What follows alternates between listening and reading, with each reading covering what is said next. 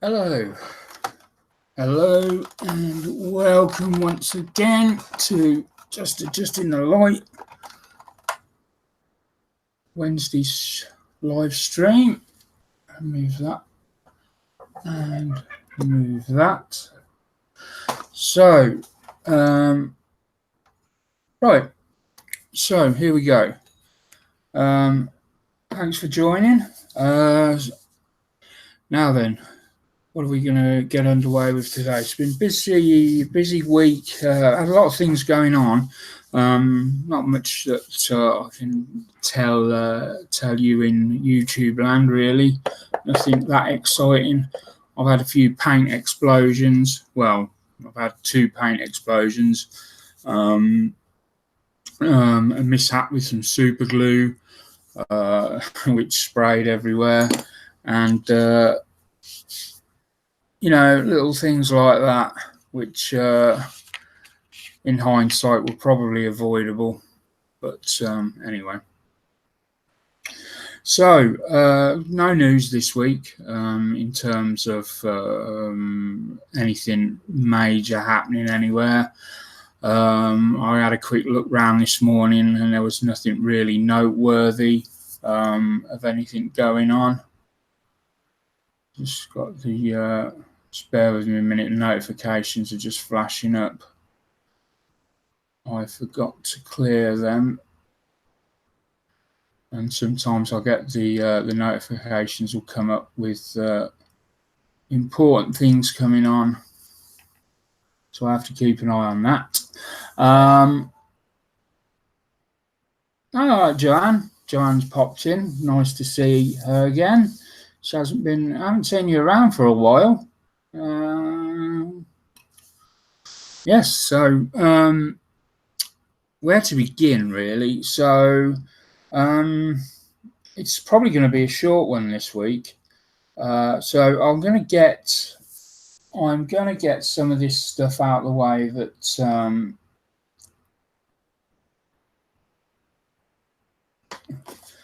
right. So first of all, I want to talk a little bit about sanders. We're going to go down to the bench. Right. I know that people are going to take this all out of context or anything, but it's something that I wanted to say because I genuinely don't know whether there's an issue or anything. And if there is, maybe it takes somebody to say something before it's noticed. I don't know. So anyway, I'm a big fan of UMP sanders. Always used them. Never used anything else. Never felt the need to, really. I've always got on with these. Really like them. And yeah, but the last, well, I say lately, so let's say the last few months, I have noticed that, and I don't know whether there's anything to do with that, whether there's been a change of glue or anything like that. But I've noticed that mine they fall apart very quickly like this. I don't know why. I've never had this trouble before. In the three or 4 years I've been using them, it's never been an issue.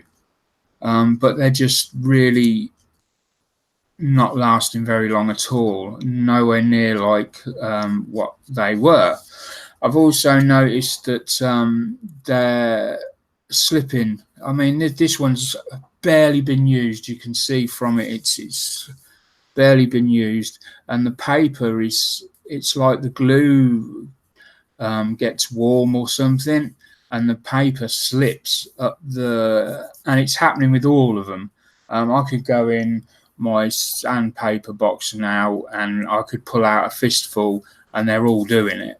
Now, I've spoken to other people, and the people I've spoken to, like just people that I model with and that, a couple of people have said they've noticed the same thing, but they haven't, they won't say anything. So I don't know. Like I say, I've always used them. I've always been a big fan of them. I've got no reason to come along and say this. You know, I'm just genuinely feel that there's something not quite right. Something's changed. I don't know whether they know at UMP or whether somebody in where they make these, because they're not generic. They're not just, you know, like a standard file that's given out everywhere else. They actually make these, I believe, to order. So whether somebody where they make them is sort of changed the glue maybe and put a cheaper glue on and they're not telling them, I don't know. But I thought I'd bring it to somebody's attention and maybe they can look into that for me. So off the back of that, Mr. Flory had an offer on his sanders. I've never used these before, so I got the starter pack to try, and that came through. Now, I've never used these. I've never ever used Mr. Flory's stuff. I've got some old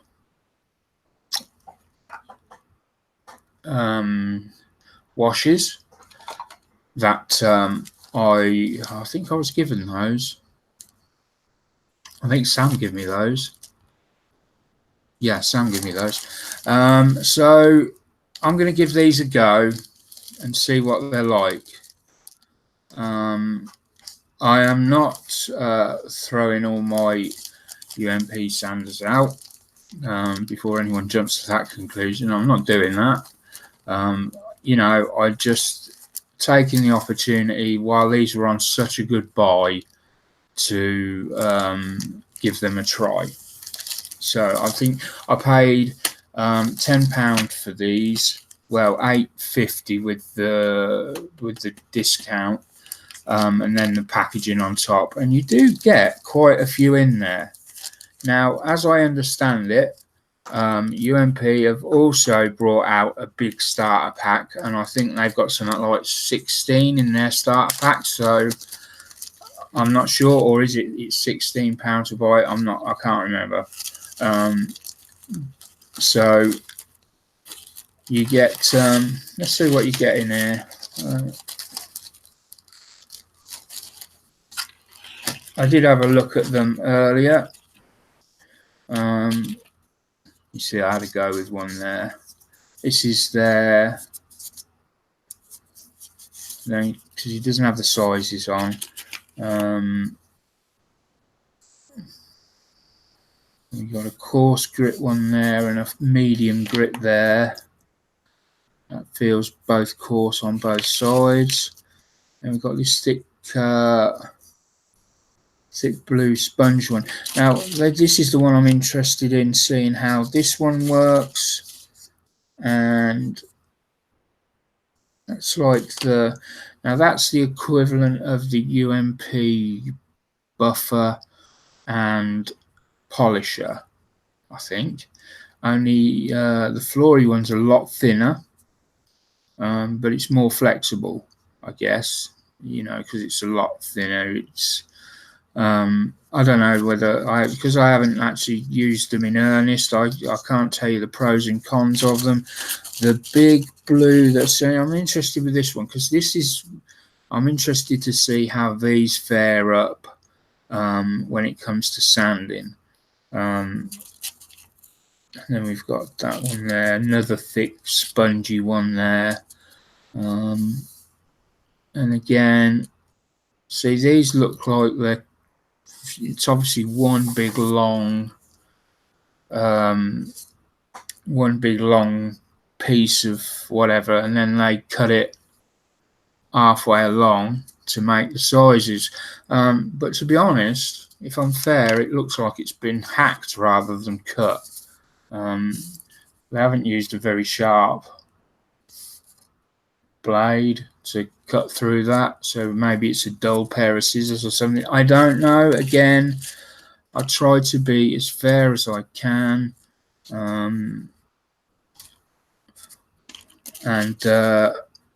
yeah, but there's quite a selection here actually. You've got all various different sorts. I mean, it swings and roundabouts.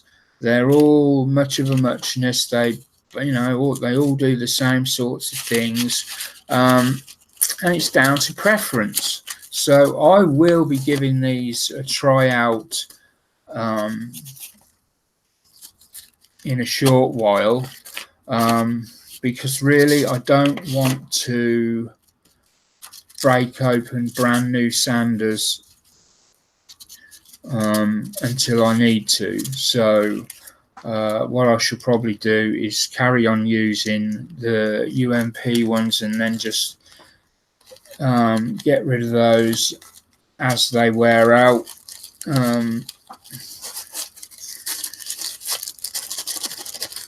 And replace them with whatever turns out to be the best one at the time. So we'll see how they go versus these. And that was the other thing, they keep bits of it keep coming out. This was my favorite one as well. I used to love this sand, but I still do. It really is you know, one of my top sanders that I use this probably you know, more than many of the other ones, along with the buffer and polisher. I'm just getting a bit frustrated with it, that's all. And this slippage, I don't know what else to call it. That slippage, you can see what I mean there, and it sort of happens, you know.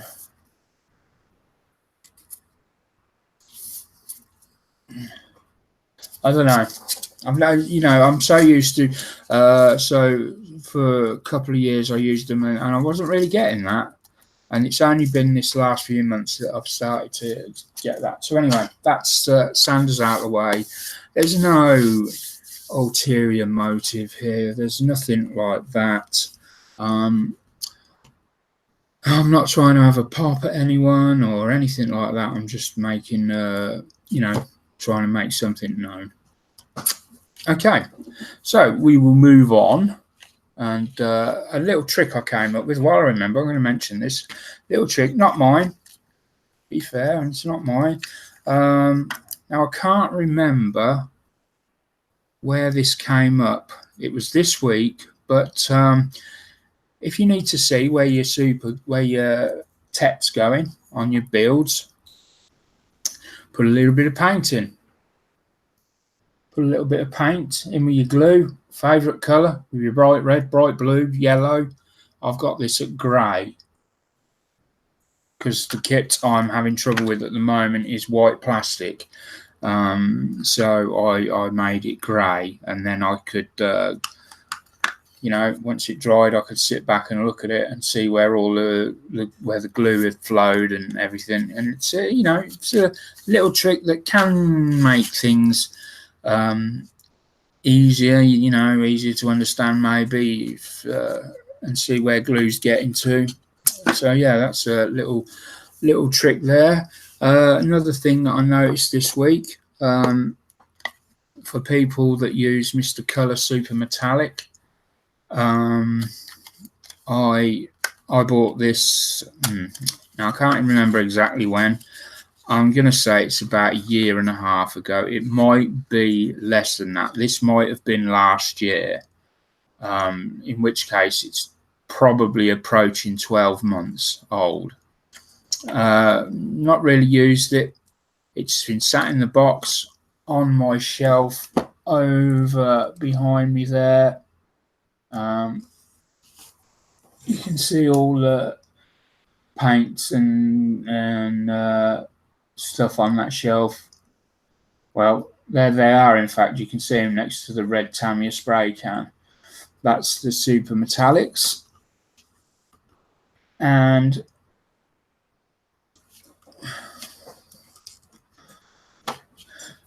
I used this. I can't remember what it was I had to spray. I give it a good shake. I mean, I shook it for a long time, and I put it on, and it's absolutely awful.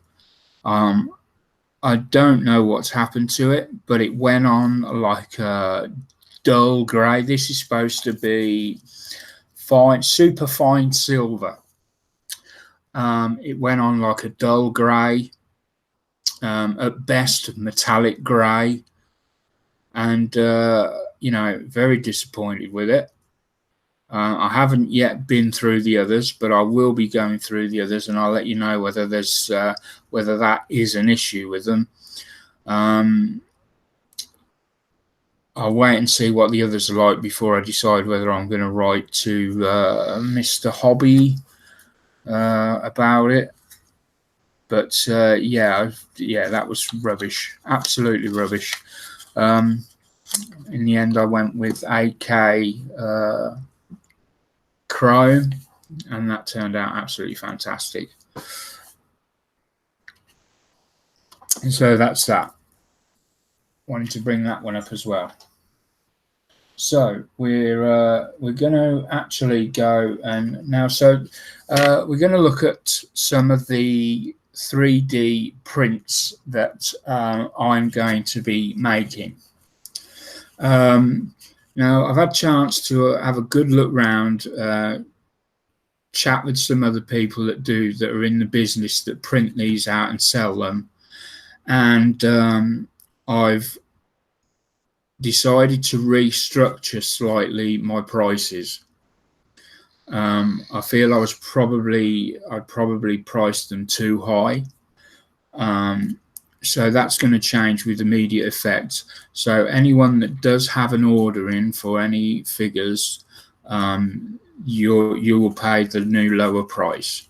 So there won't be, if I've taken any money already, I will be refunding that to you via PayPal. So I'm going to show you now. I'm going to go onto a screen share, and I'm going to take you to where I get the where I get my 3D print files from. So bear with me just a quick second while I figure out. There we are, screen share.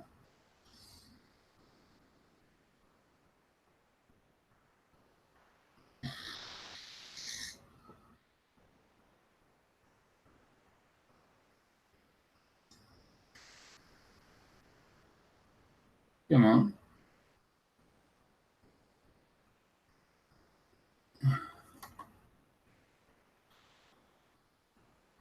There we go. I don't know what happened there, but the thing had gone missing.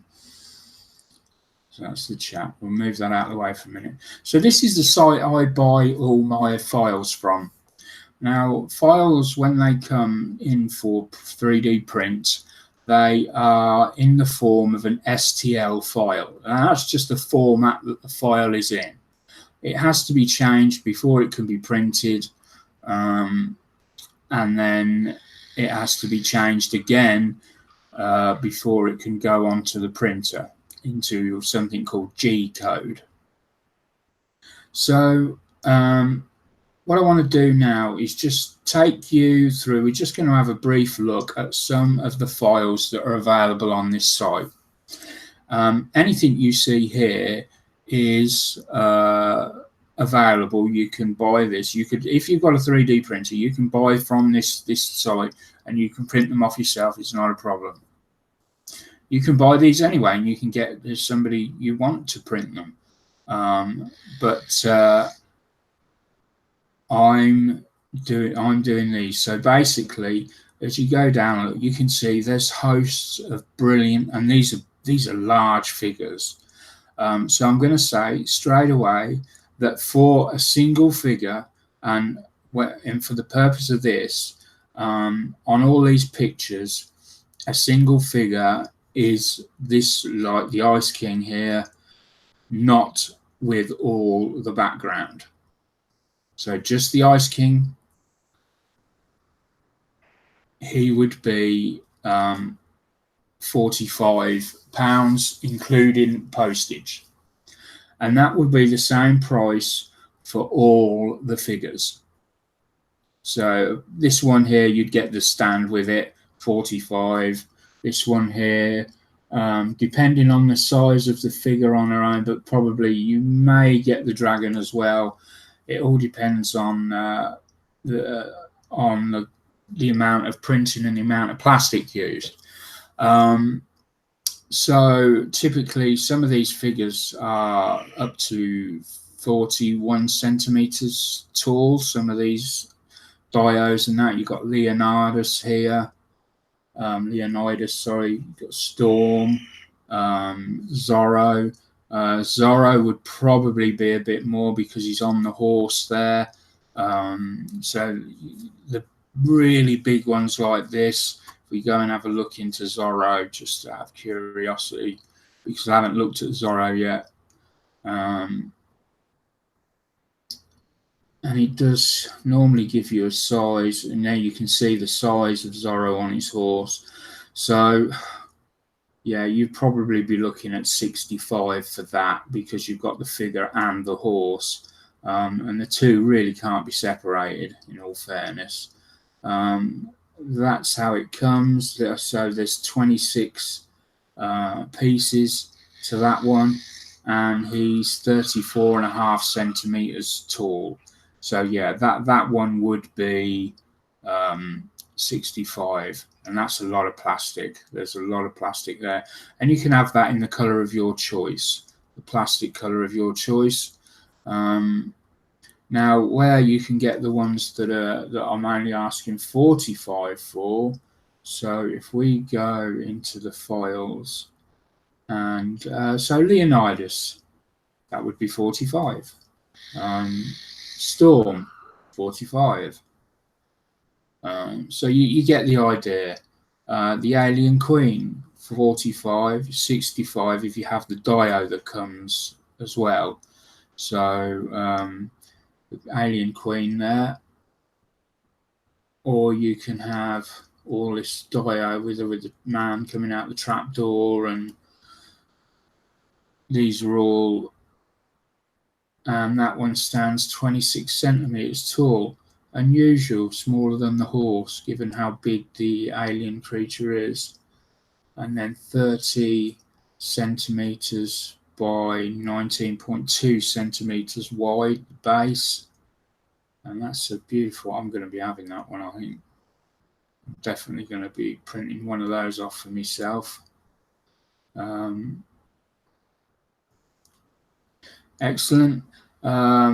Now I believe I'm allowed to sell these models. I'm not allowed to sell the files. I have made contact with the owner of the site, and just wanted to verify with him what I am and I'm not allowed to do. But there we go. The new one that they've brought out is the Spider-Man, which I do quite like, actually. I'm really not sure on the pricing for it at the moment, because it's quite a big Spider-Man, and it also comes with a large frame, and it sort of comes out of the wall.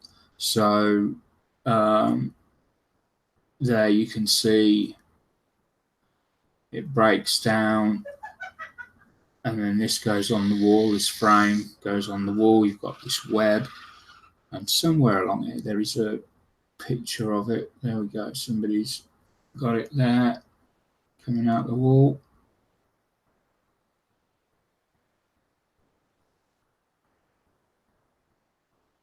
There's some great stuff there. There's a side view, which I really like.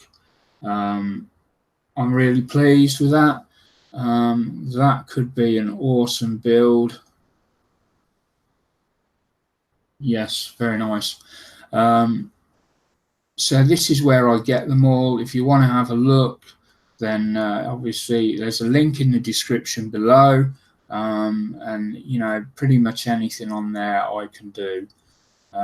So that's that. We're now going to quickly jump straight over to the waiting room, and we're going to get rid of that message from a new subscriber to the group. And so we're going to have a quick look at some members' work. and we're going to, so if you want to put your work in to be viewed on the live stream, all you need to do is go to Photos,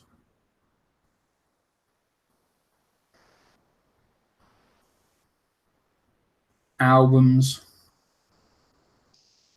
and then each week it will be numbered differently. It will be numbered via the date. So this week the album was Theatre 2 for Wednesday the 8th of May. And we go into there. There we go, Theatre 2. So next week's will be called Theatre number 3 for Wednesday the 16th, 17th, 16th, 15th. It'll be Wednesday the 15th of May. So we're just going to jump straight in. And we've got a lovely picture here from David Price. This is a model that he built up a year or so ago. It's the RMS Titanic. It's the Revell kit, 1/700 scale. He converted to waterline, placed into first attempt at a seascape. Excellent.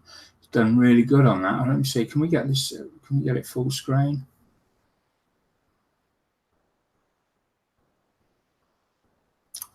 For a first attempt, that is absolutely amazing. Really, really pucker job that. I want to have a go at one of these seascapes, but I know that people say they're fairly easy to do, but they don't look it. I may give it a go sometime. I think our second one's a close-up of that. Is it the bow? It's the bow, isn't it, at the front? Some lovely, lovely work. Have we got a bit of, is that, has the colour faded on this a bit? Is that the actual colour? Because it almost looks like a light brown rather than red, because I always thought it was like a reddish colour on the funnels. But the yeah, it's really very nice. I have built a Titanic. I didn't finish it completely. I got bored. Although I haven't built one since I've been modelling in a more hobbyist capacity.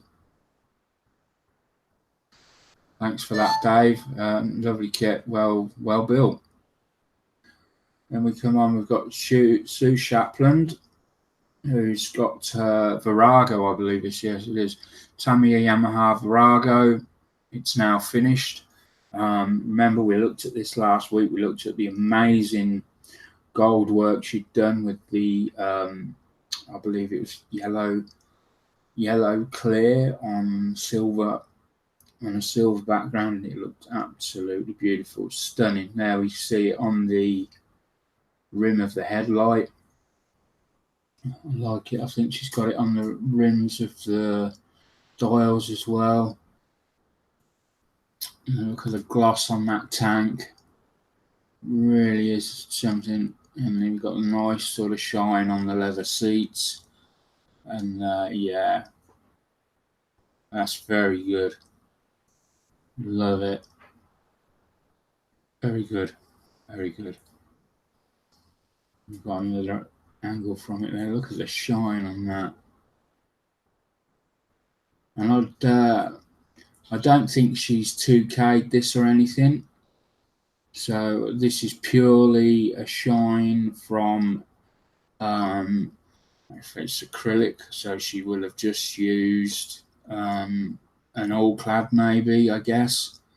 And she's got stunning results. Very, very nice.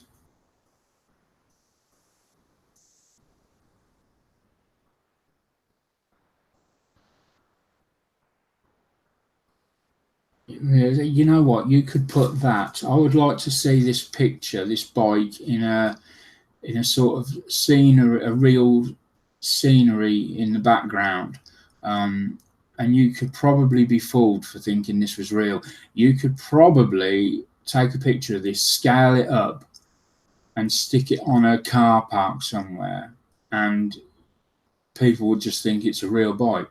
I would love to see that done, to see whether it could fool people. I think it would. And of course, she's built one of these before. Now I seem to recall that there was nothing wrong with it, but she's just started the Tammy R8 Superbike 1/12 scale, engine finished, maybe a bit of wash to go on. So far, so good. So we all like the Tammy bike kits. There's the engine.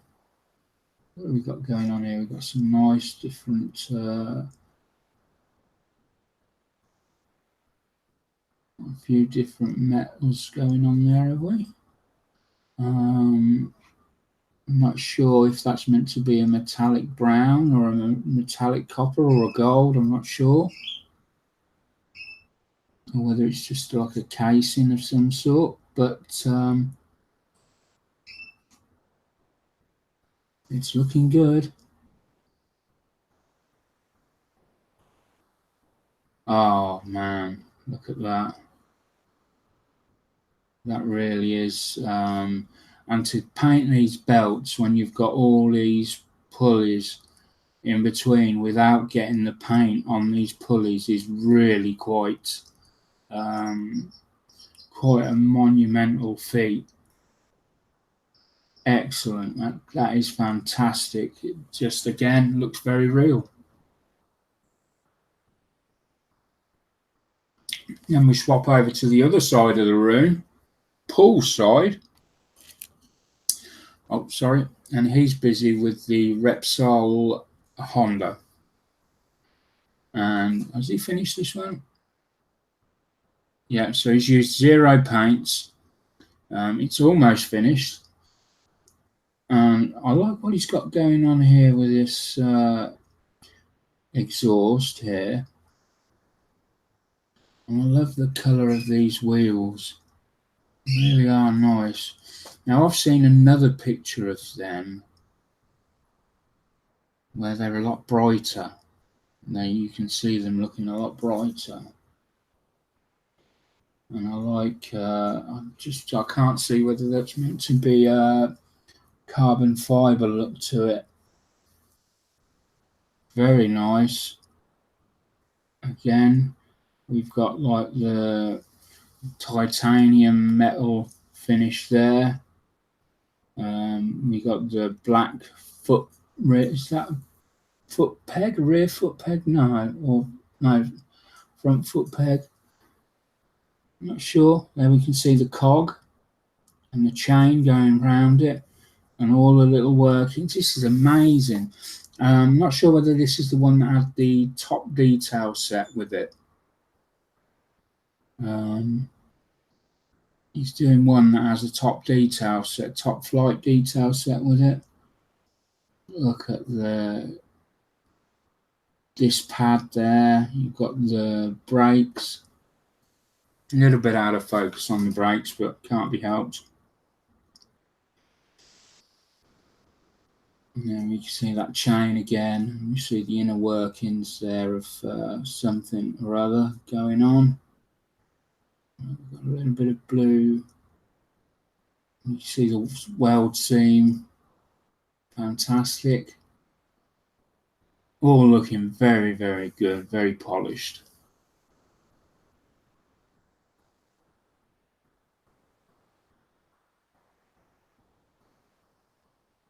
Decals on. Not sure whether we've got a top coat on there yet or not, a clear coat. Doesn't say on that. This has got to be the one with the top detail set because we've got these little tiny rivets going around this exhaust, and I'm sure that detail is not on the Tamiya one. I'm just looking at all the tiny bits of detail. I mean, this is fantastic. It's mind-blowing, all this stuff on here.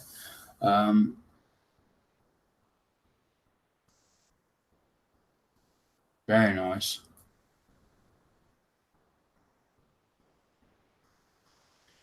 We've got a top-down look.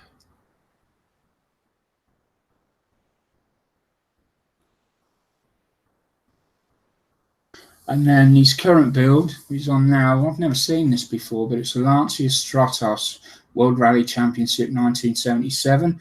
It's 1/24th scale, and the kit number for it is 07235.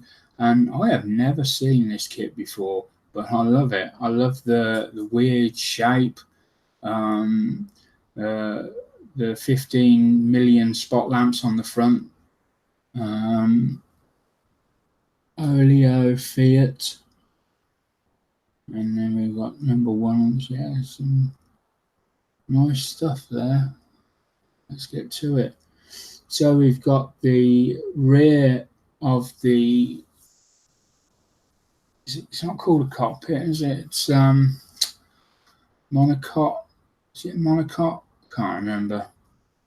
So we've got the rear suspension. Got some little bits of detail going on there. We've got the rear exhaust section there, and he's got some brake pads, ceramic brake pads. Would they be ceramic back then? I don't know if they would be. There'd be brake shoes. I don't know.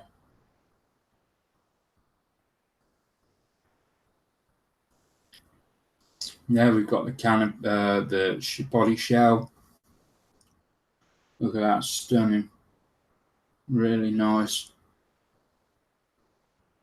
I should imagine the decals were a bit of a pain to put on looking at them. Very nice. Very well done. How much of it's painted and how much is decaled, I'm really not sure. But I do like that. Got them the wrong way around, I think, but so we've got nice seat belts going in. I'm not sure whether they came with the kit or whether Paul put them in. He doesn't say, but they're there nonetheless.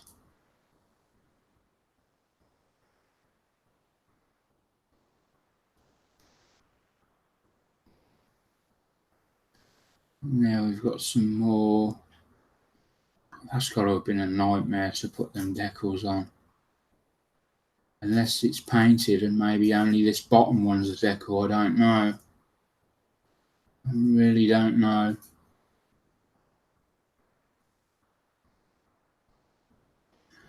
And this is one of mine. So this is the main kit that I finished this week, which is the Hasegawa Maschinenkrieger kit. It's a Grusser Hound, 1/20th scale, and I used a mix of Tamiya, Vallejo. The Vallejo's the duck egg. I think the Tamiya was the white and the dark blue. Mission Models yellow, which we'll see in a minute, and Vallejo metal colours for a lot of the other stuff. I used my own oil wash that we made on the show last week, and the earth was Citadel's Sterling mud on top of Citadel's Agrellan earth. So I put Agrellan earth down first, and then I put Sterling mud on the top. I then used some little turf stickers that Bob sent me, and I think they had a nice effect to them. This is one of his shoulder panels, which has got now has sort of bullet or laser holes in them, and yeah, I'm really pleased with how this turned out. I went for a completely different feel to the traditional German camo scheme. I went for a sort of a police unit rather than a German soldier type feel, and I like to think that it came out well. I pinched the yellow and black stripes was an idea I pinched off Gilbert Mondragon. I seen him do it on one of his kits, and decided that I really liked that and I wanted to incorporate it into one of mine. These are all Vallejo metal colours, which are the bigger bowls, not the smaller bowls that they do. There's various bits and different tones of metals going on all over the place. This here, we took this picture, it's taken on my phone of the TV monitor. Can anyone see the puffin in the picture? It was weird because I just sat there and suddenly saw this puffin staring at me. And I point him out. So this is his head. This is his nose, his wing, his belly. And it's incredible. He's got his feet down here with his tail feather there. And yeah, it's amazing. It's and from most angles, it looks like a puffin. So yeah, it's just a bit of fun there I added.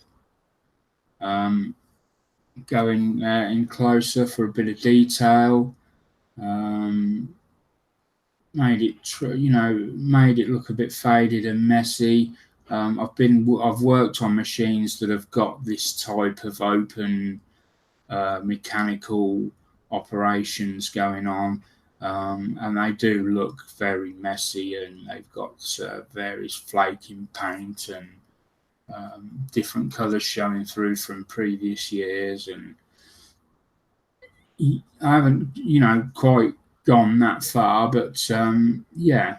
And again, there's this yellow and black that I've pinched. The idea I pinched off. Sorry, I pinched off Gilbert Mondragon. Thanks, Gil. Then we come to this. Now, this is a new member. He's literally only just joined. His name's Paul Edwin. He's given me, now he sent these pictures to me. Paul reached out to me after, I think he read something somewhere. Paul has suffered some unfortunate issues with a stroke. And he can only work in one, in the big scales, 132, 124. And this is, as many of you will recognize straight away, is the infamous 124th Airfix Spitfire Mark 5B. Now, I built this kit last year, as many of you remember. I had a considerable amount of difficulty with it because it got dropped and broken, and a few other various bits and pieces which it wasn't quite right for. And he has done a stunning job of it. He's done a much better job of it than I done of mine. Really is tremendous work. We get to see a couple more. So here's that horrible engine bay that I had to work on, and he's managed to get the cowlings to close properly. He's even managed to do he's got some scratch building going on in there, I believe he said, with some wiring and that. It is superb. We've got some beautiful weathering. We've got no gaps down the wing roots. He's got it all nice and tidy. Really is fantastic. We see it from a different angle. Lovely, lovely sort of chipping, and where the pilot would get up into the plane. We've got that car door there, barn door, car door, whatever it's called. Really is good work, top quality work. I love this. This is my favourite picture. I think it's just really, the colours pop under the flash. You see that weather in there, and he hasn't overdone the weathering at all. It's just right. Just right. You can see he's got it all right in the cockpit, not skipped any bits or anything like that. Fantastic work, really is. And so Paul is a new member. So if you see him, say hello. Hopefully he'll drop in on one of the hangouts maybe one night, or maybe drop in during the day when we have our daytime ones, or maybe you're just going to sit in the background and content to offer comments on Facebook. That's fine. So, whatever he wants to do. But if you do see him, say hello. Yeah, kudos to you. That's a great kit. Well, you've built a great kit. It's not a great kit, but you've made it a great kit, if that makes any sense. Then we come to Stephen Potter, another name that is fairly new in the group. And it says it's his first car build, the Tammy R8 Subaru, and finally got a camo scheme on the 124th Typhoon. So let's have a look at this. So this is obviously the Subaru, you can tell by that famous blue colour. We've got some nice seat belts going on there, and they sort of go back where they're harnessed. They'll be connected at the back. I don't know what that is there, I can't remember. This is obviously going to be some sort of radiator. Can't help but looks like you've got a nice new paint stand. Whether it will stay that long, stay like that for long, is another matter. And then we've got the Typhoon. Can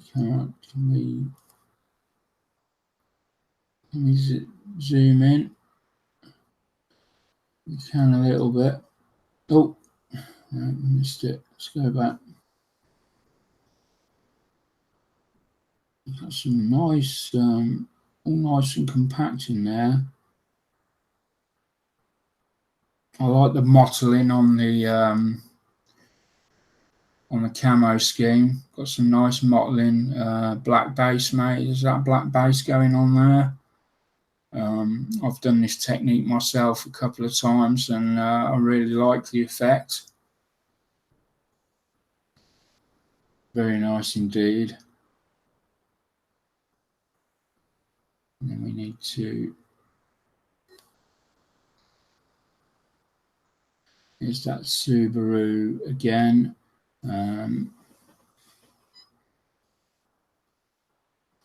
What's this? The Tammy one, he said, didn't he? Yeah, you can see the inside of it on that one. Excellent. Love that blue colour. I had a Ford Orion that was that colour once. Really nice.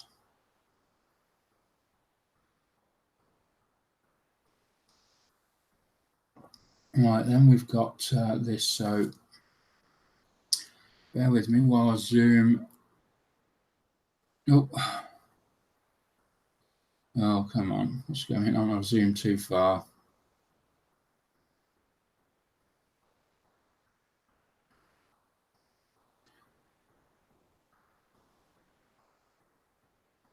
So this is from John Reeves, who's another new member in the Hangout.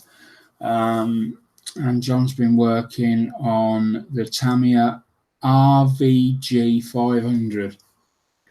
And wow,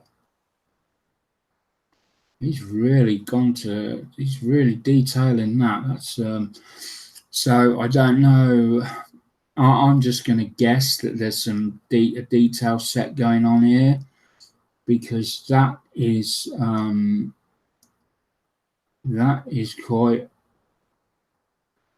wow.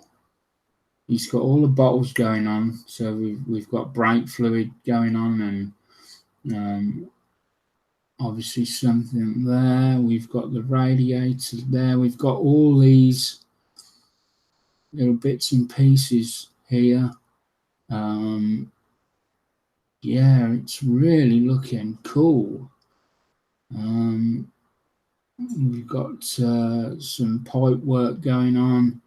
The different metal colours there by the looks of it. I'm interested in this use of a Lego base. I quite like this idea. Does that help with this stand, I wonder? Very good. Yeah, and we've got the exhaust coming out here. I'd love to see more of this. Yeah, very good, John. Top notch. Most impressive indeed. If I could build a bike half as good as this, I'd be happy, I think. I've got one bike left in my stash, I think, to give it a try. But yeah, that's amazing work.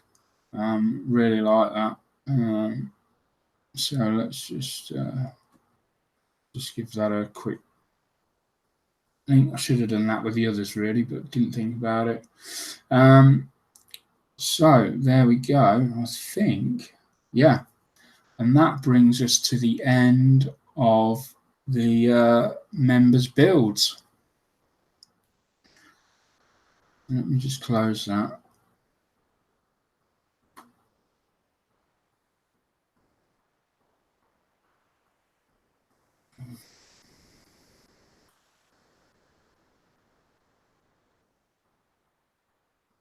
And we're back.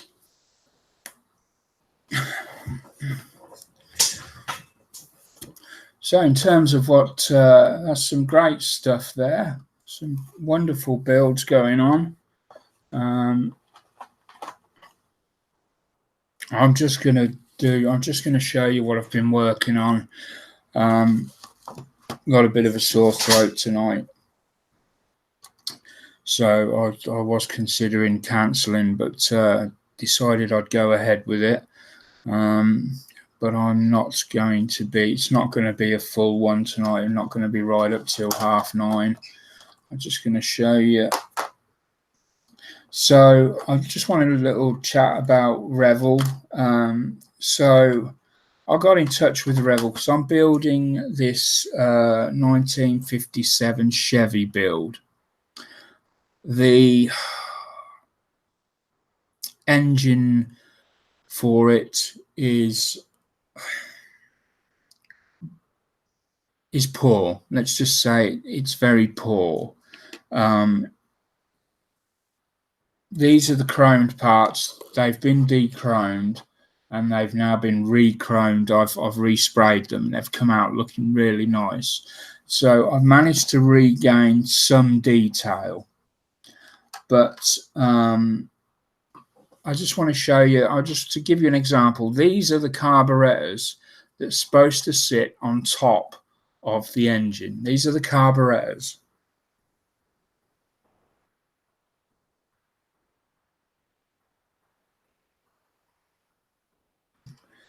So yeah, as you can see, they've all got a bloody great big pin mark in the center of them.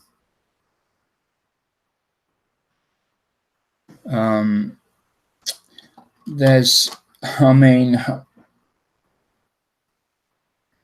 it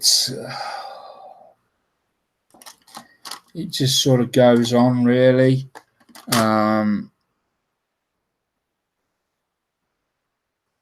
The front sort of section.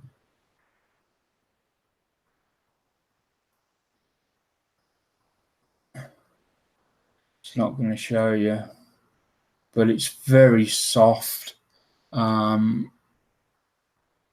center, it's half of the light is away. You know, it should be further in, like that side. If it's gonna, like that side, but instead we've got that.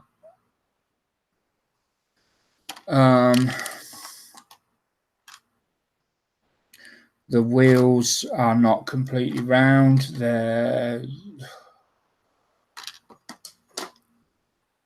So I spent 2 days trying to make the best I could out of this, and I'm just trying to see if there's any. I mean, I can pick it virtually any part. There's huge dips in all the surfaces where it doesn't match up, or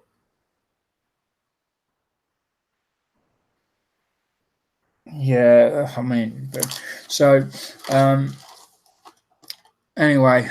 After 2 days, this was the best I could do, and this engine's been apart and put back together and been apart.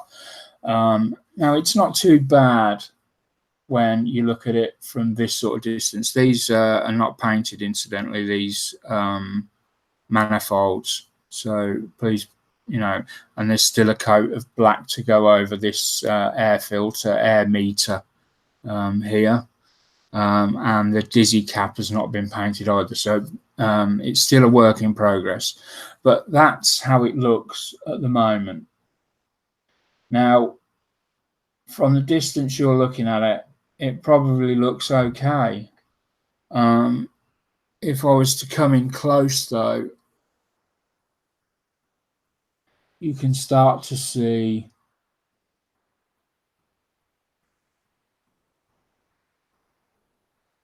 the many issues, as it's not going to show. It's not going to do it.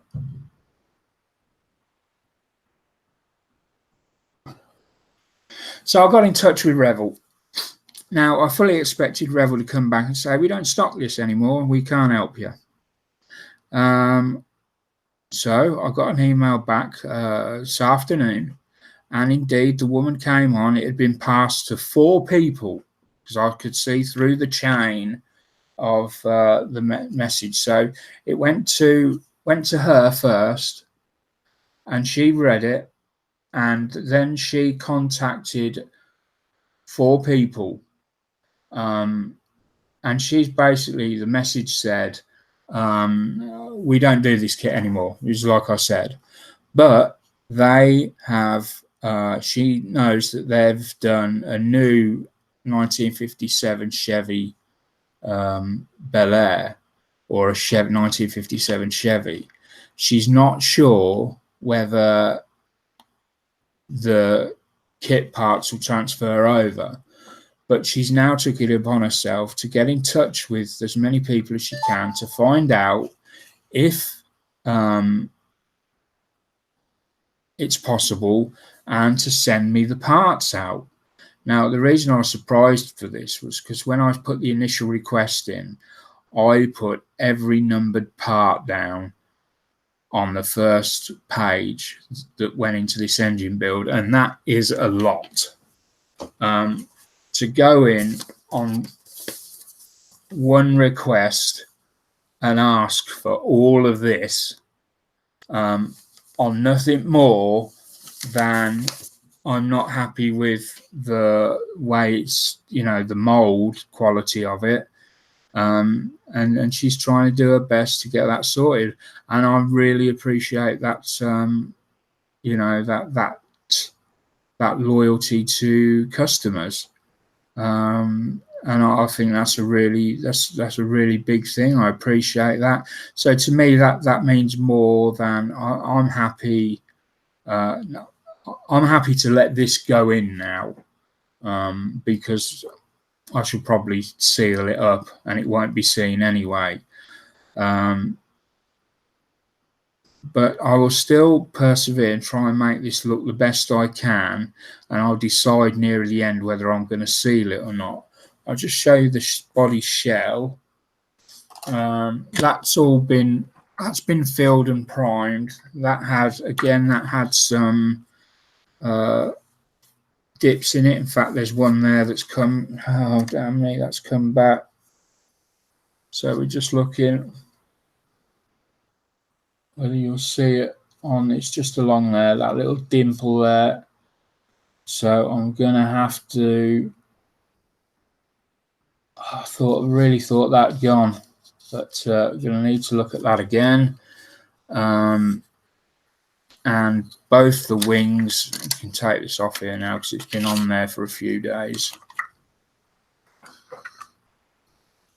Both the wings have been had horrible seams down, in which I've managed to get rid of and sand, and that's looking pretty cool once again.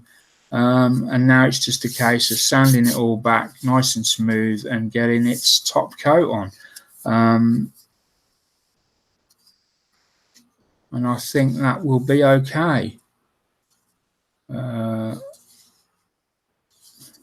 Which is going to be black, gloss black, which I'm using a rattle can for. It's an automotive primer. I'm using a rattle can which I decanted. Lost most of it, but I've got enough left to do this. Very nice, but I shall deal with that tomorrow now. So so, you know, that's pretty much it for this week. I didn't have much in the way of news or anything, so it's a very short one this week. I hope you've enjoyed it. We're going to the Sprue cast. We've now got 3 podcasts in the bag, and I believe I did set the date. Was it the 20th of May? I can't remember, but it's coming very soon. The first episode of that, in which we talk about Airfix. That will be out very, very soon, and then every fortnight after that there'll be another one. Please, if you haven't already, go over to Spruecast on Facebook. So it's capital SPRUE, capital CAST, and sign up to that group. That is where you will get all your information for the new podcast coming out. That group is being run by our friend Josh in America. Although it's part of the SprueSurgery sort of family, if you like, Josh has been tasked with trying to make that happen, because I've got too many things going on already, and I've got my hands full trying to make this one a success. And I believe Josh is the person that can make the other one a success. So thanks for watching. Those that are going to be dropping into the Hangout, there will be a Hangout on in a few seconds after this. I'll log off, open a new Hangout, and get the connection up and running. And then I'll put the link up. And everyone else, I will see you next week. Unless you're a member of the SprueSurgery channel, you can drop in on the Hangout if you wish. But that's only for members of the SprueSurgery Waiting Room. So I think that's it. Okay, thanks a lot, and I'll see you all next week. Bye for now.